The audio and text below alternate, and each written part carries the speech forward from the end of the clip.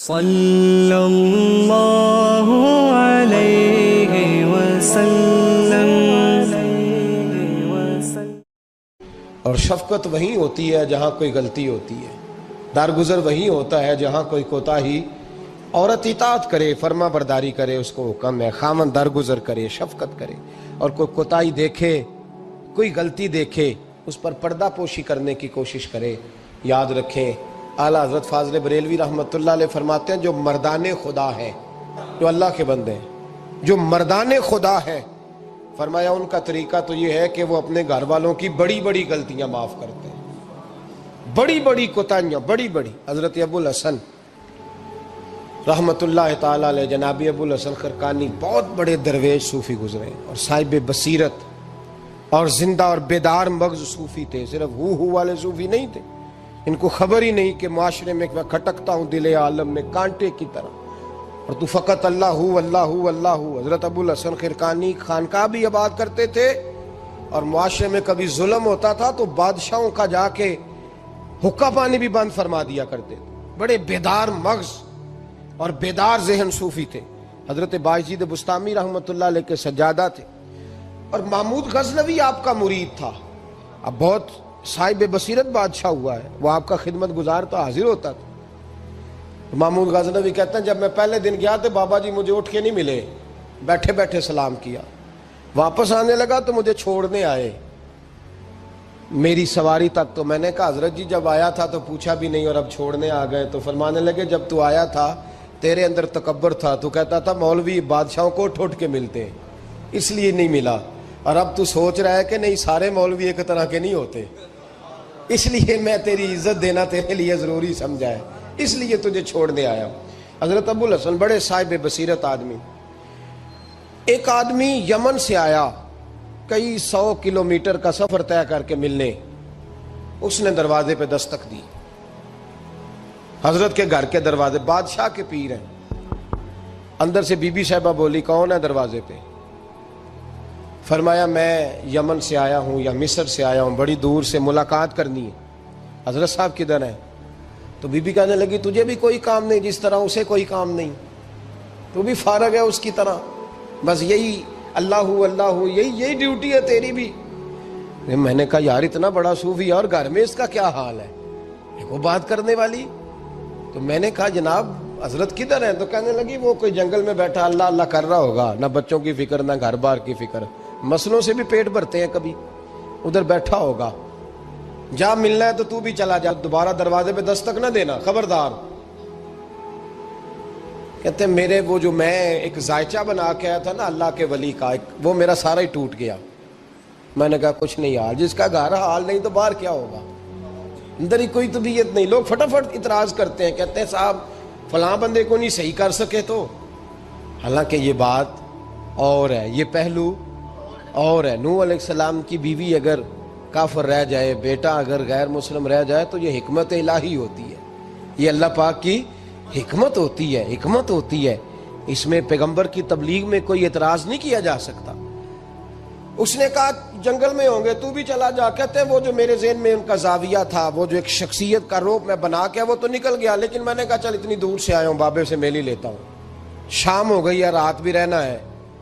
کہتے ہیں میں نے جنگل کی طرف منہ کیا تو حضرت جنگل سے آ رہے تھے اور شیر پہ بیٹھے ہوئے تھے، شیر پہ بیٹھے تھے۔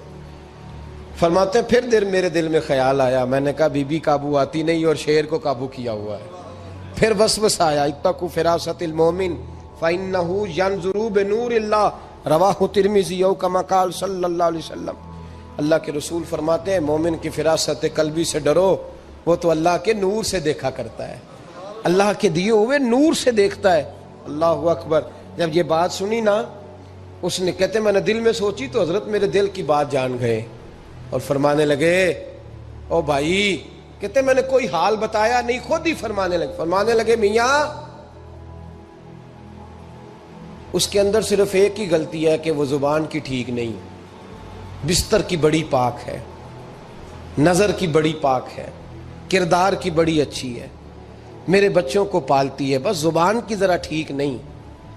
اور فرمانے لگے میں اس نتیجے پہ پہنچا ہوں اگر میں نے اسے نکال دیا تو اور کوئی رکھے گا نہیں، بیچاری زندگی ساری پریشانی میں گزار دے گی، اور پھر اگلے لفظ کہے تو حد ہو گئی.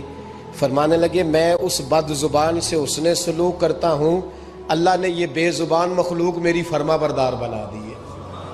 فرمایا یہ میرے وظیفوں چلوں عبادتوں سے نہیں آیا شعر، یہ اس بد زبان سے حسن سلوک کرتا ہوں تو رب نے یہ بے زبان مخلوق میری. اب یہ گنجائش، یہ حکم خامن کے لیے ہے. یہ تقریر سن کے بی بی نہ کہہ دے کہ میں نے بد زبان ہونا ہے تو آپ فرما برداری کرے میری. تو یہ جس کے لیے بات ہو اسی تک رہے.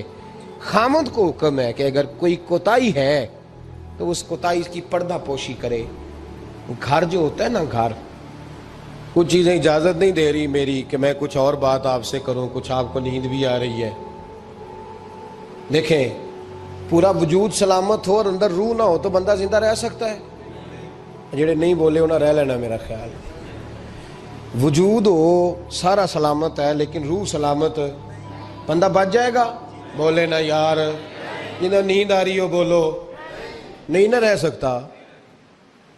پورے گھر میں ہر شے ہو، ذمہ داری سے بات کر رہا ہوں، پورے گھر میں ہر شے موجود ہو، اگر گھر میں دین نہ ہو تو گھر چلتا نہیں چل سکتا. جس گھر میں نماز نہ ہو وہ گھر نہیں چلتا، جس میں قرآن پاک نہ ہو وہ گھر. اس لیے کہ دین روح ہے. دین اگر گھر میں دین نہیں تو گھر چل سکتا. سن لے حدیث پاک ترمذی شریف کی، نبی کریم علیہ الصلوۃ والسلام، یہ بھی حق ہے. یہ آخری بات اس عنوان پہ سنیں، یہ حق آخری ہے، اس کو بھی سمجھیں. ترمذی شریف میں نبی پاک علیہ السلام نے فرمایا، دعا دی حضور نے.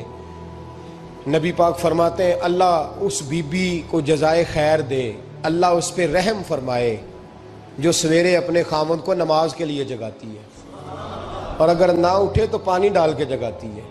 اور فرمایا اللہ اس خامد پر رحم کرے جو سویرے اپنی بیوی کو نماز کے لیے جگاتا ہے، اور اگر نہ اٹھے تو پانی ڈال کے جگاتا ہے. رحم کرے. سب سے زیادہ حق میاں بیوی کا ایک دوسرے کا ساتھ یہ ہے کہ انہیں دیندار بنائے. دین کی جس بات کا خامد کو پتہ ہے، اعلیٰ حضرت نے لکھا ہے کہ خامد کی ذمہ داری ہے بیوی کو تعلیم دینا. یہ اس کی ڈیوٹی ہے پردے کا پابند کرانا. اس کی ذمہ داری ہے کہ اسے قرآن و سنت کے جو احکام پتہ ہے اپنی بیوی کو سکھائے، اس کو بتلائے، اس کو سمجھائے. ذمہ داری ہے اس کی. فرمایا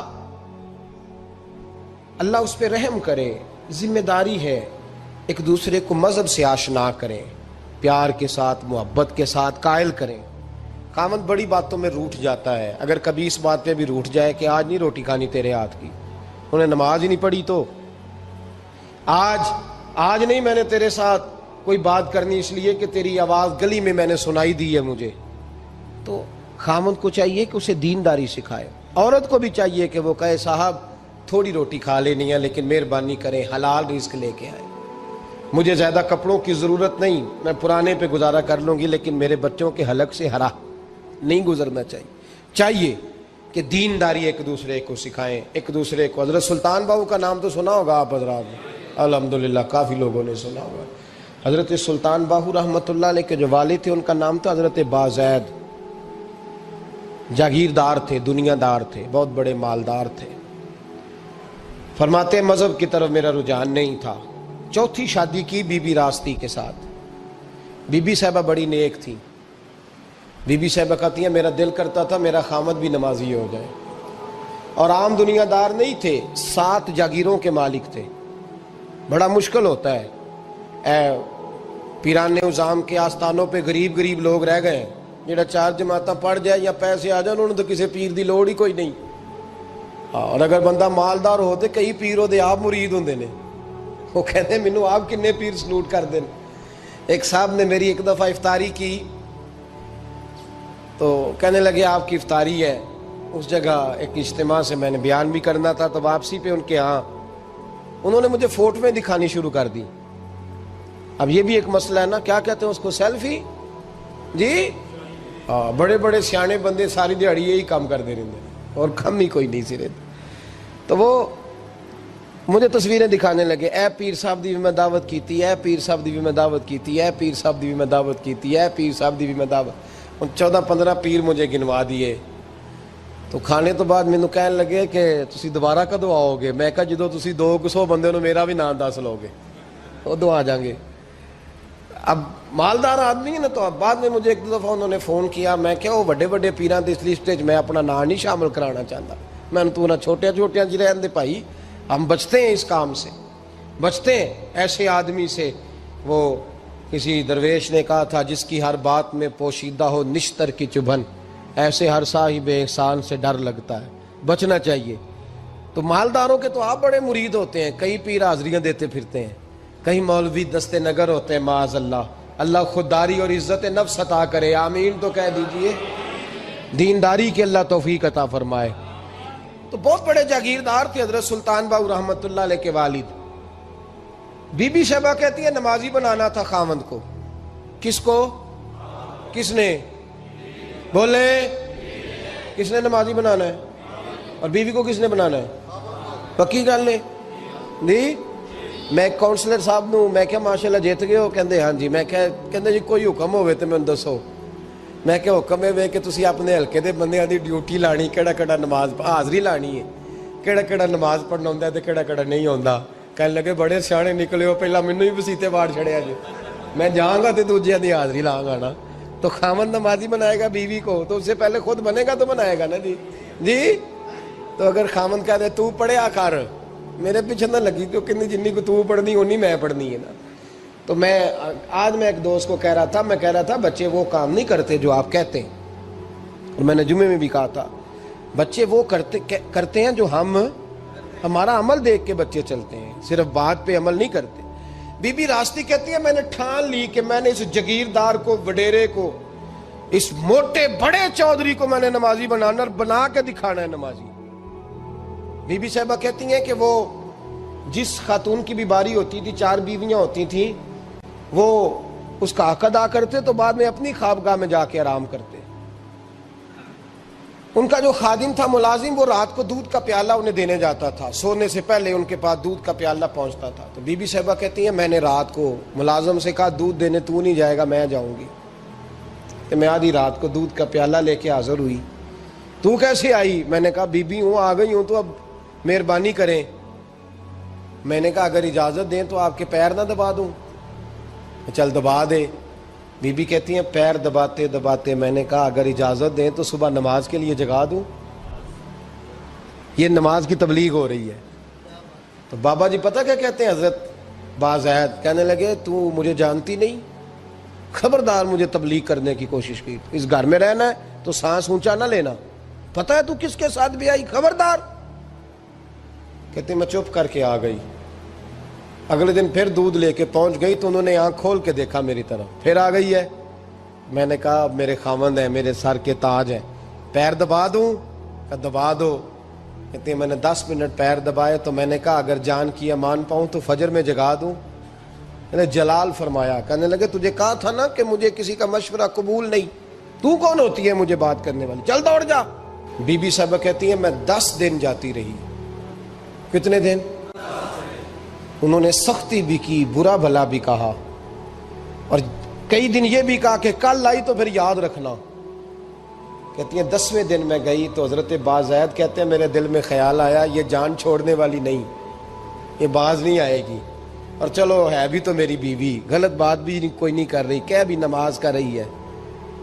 کہنے لگے اگر میں سویرے اٹھ جاؤں تو پھر دوبارہ تو نہیں آئے گی, تو دوبارہ تو نہیں آئے گی. یہ دیکھیں میاں بیوی کا آپس میں رشتہ, سویرے اگر میں اٹھ جاؤں نماز کے لیے تیرے کہنے پہ تو میری جان چھوڑ دے گی تو. بی بی صاحبہ کہنے لگی میں دوبارہ نہیں آؤں گی, آپ مہربانی کریں سویرے اٹھ جائیں. کہنے لگے چل تو میری بیوی ہے, ایک بار مان لیتا ہوں تیری بات, سویرے جگا دینا. بی بی راستی کہتی ہے میں پہلے سو کے اٹھا کرتی تھی, وہ رات میں سوئی نہیں. کہتی میں ساری رات رو کے گزار دی, ساری رات, اور بیدار رہ کے گزار دی. سویرے فجر کے وقت پانی گرم کیا, بغل میں مصلی لیا, خامد کو بیدار کیا, وضو کرایا, اور کہتی ہیں جب وہ اللہ اکبر کہہ کے سنتوں کی نیت باندھی تو میرے اس طرح آنسو گرے جیسے سیلاب آتا ہے اور دریا کا بند ٹوٹتا ہے, اور میں نے رو کے کہا مولا میرے اختیار میں یہیں تک تھا, میں مسلح پہ کھڑا کر سکتی ہوں، میں دل تو نہیں نہ بدل سکتی، وہ تیرے قبضے میں ہے، مقلب القلوب ہے، فضل کر اس کا دل بدل دے۔ فرماتی ہیں میں روتی رہی، 2 رکعتیں پڑھ کے میری طرف دیکھا تو فرضوں کی نیت باندھ لی، اور 2 فرض پڑھ کے پھر میری طرف دیکھا، کہنے لگے خبردار سویرے جگانے آئی تو۔ میں نے کہا جی نہیں جگاتی۔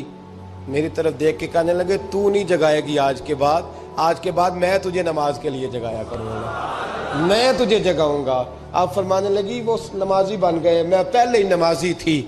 جب ان 2 نمازیوں کا ملاپ ہوا تو اللہ نے سلطان باہو جیسا بیٹا عطا فرمایا، سلطان باہو جیسا بیٹا عطا فرمایا۔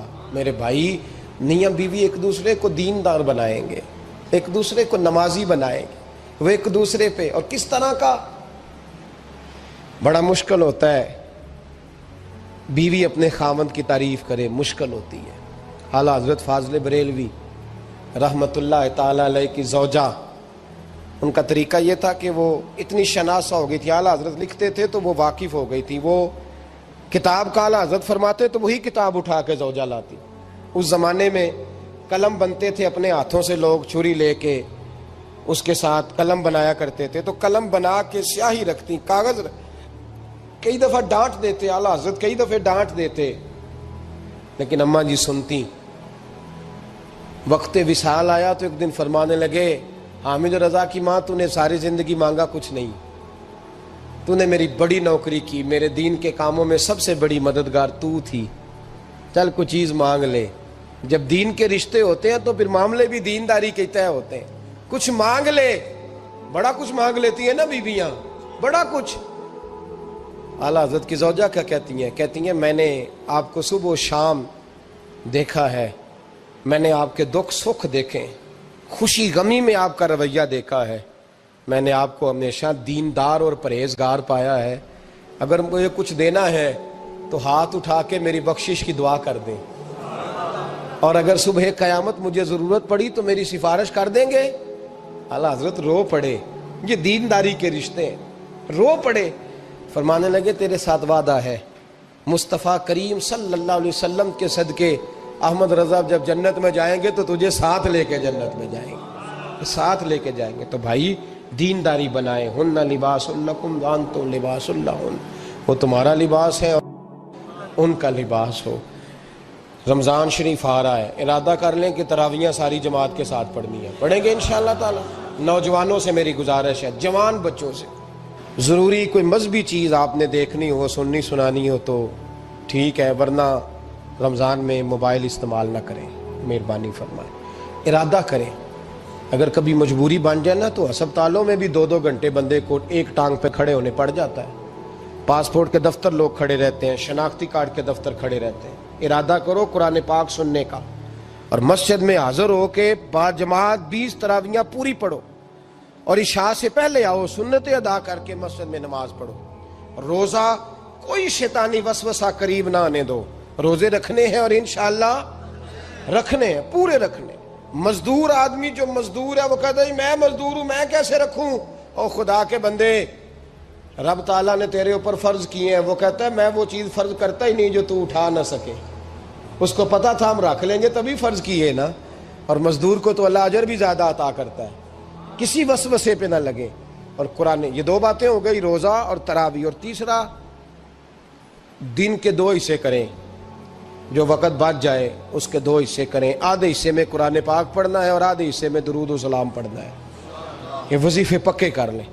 اور جو لوگ غریبوں کی مدد کرتے ہیں، مسکینوں کی، یتیموں کی، ان سے میری گزارش ہے کہ وہ مہربانی کریں تو 1 رمضان کو لوگوں کے ساتھ تعاون کریں۔ کس تاریخ کو جی؟ بولے قاری صاحب نے سوٹ کدن دیں دے ہو جی، تاکہ کوئی درزی سی کے نہ دے وے، ایک ادھر پاہ نہ لے وے سوٹ، مولوی بھی نواں، یہ ساڈا مولوی یہ تے پرانے دی چنگا لگتا ہے، او پہلے دے میاں، یہ کام بھی پہلے کریں تاکہ وہ سلا لیں اور سلا کے پہن لیں۔ میری باتوں کی سمجھ آ رہی ہے آپ حضرات کو؟ غریب کے ساتھ، مسکین کے ساتھ، جس کے ساتھ بھی کوئی تعاون کرنا ہے وہ پہلے کریں، پہلے اپنے بچوں کے کپڑے بعد میں، اور غریبوں کے بچوں کو پہلے، تاکہ وہ شریک ہو، رمضان میں شریک ہو، کسی کو سودا پہلے دیں، جو پہلے کرنے کے کام ہیں ان کو پہلے کریں، مہربانی فرمائیں۔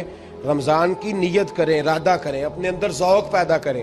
میں نے اپنے دوستوں کو کل سبق دیا ہے کہ کام مجبوری سے بھی ہو جاتا ہے اور شوق سے بھی، لیکن مجبوری سے کرنے سے مزہ نہیں آتا. شوق سے کریں تو مزہ ہی آ جاتا ہے، مزہ نہیں مزہ ہی آ جاتا ہے. تو کام کریں گے، لطف آئے گا آپ کو روزے رکھنے کا، عبادت کرنے کا، لیکن لطف کے ساتھ کریں. مٹی دا تو مٹی ہونا قاضی بلے بلے، اج مٹی دے اتے بندیا، کل مٹی دے تھلے ہو بندیا، مٹی دیا ہو بندیا، مٹی دیا ہو بندیا، مٹی دیا. کسے ذات نہیں پوچھنی تیری، منجا چک دیا لانی نی دیری، ایویں کرنا میری میری، ہو تو ہے مٹی دی ڈھیری. او بندیا اللہ دیا، ہو بندیا اللہ دیا، تو اللہ ہی اللہ بولتے جانا، ایک دن مولا کول تے پورا ناپ تے پورا تول.